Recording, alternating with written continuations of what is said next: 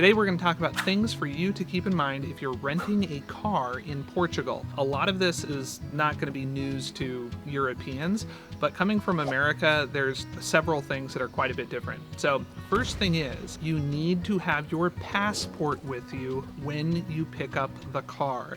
I learned that the hard way. They will not give it to you if you don't have your passport.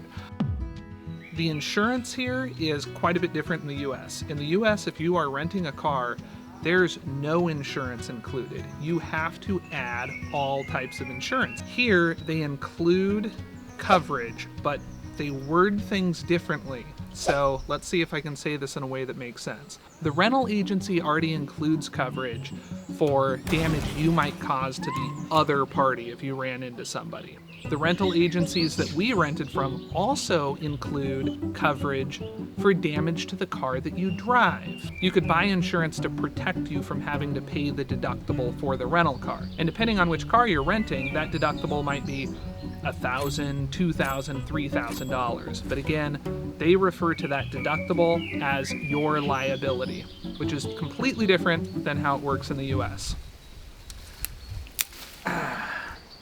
I hope I said that in a way that makes sense. The next thing to consider if you are traveling with small children is car seats and booster seats. They're expensive. Most of the rental agencies we went to were charging between 15 and 20 euros per day per booster or car seat. If you're going to be renting a car for more than a couple of days, it probably makes sense for you just to pick a booster seat or a car seat up at one of the large Continentes, which is like their kind of like their equivalent of a Walmart. You could pick up a booster seat for 10 euros, or you could pick up a car seat for 47 euros, I think is what we paid.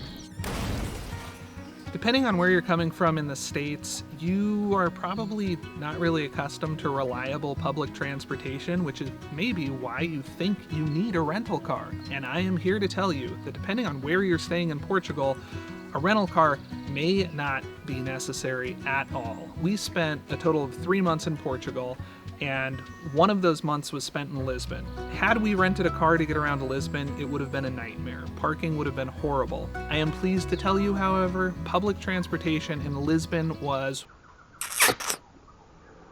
phenomenal. Public transportation in Porto wasn't quite as good, but in my opinion, it probably was better than trying to deal with parking. I would strongly encourage you to come to the country, use the public transportation, and plan on just renting cars for small day trips that you're going places rather than trying to rent a car for a full week, which really is not necessary, in my opinion. Here, when they say mid-size car, it's what we would typically refer to as either a compact, maybe even a subcompact. Their mid-size cars, which do seat 5, are pretty small. Our family packs really light. We had virtually no luggage, so we were able to rent a mid-size car, which was about the size of a Toyota Corolla.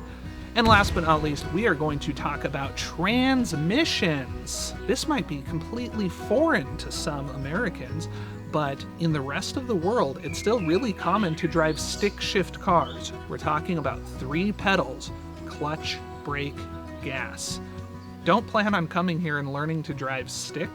You need to make sure that when you're renting a car, you pay the extra fee and book yourself an automatic vehicle, which is the less common option. I think I covered everything I was planning to. Feel free to drop comments below asking us any questions you may have. We're happy to answer those, and good luck with your trip. Look forward to hearing from you. Thanks.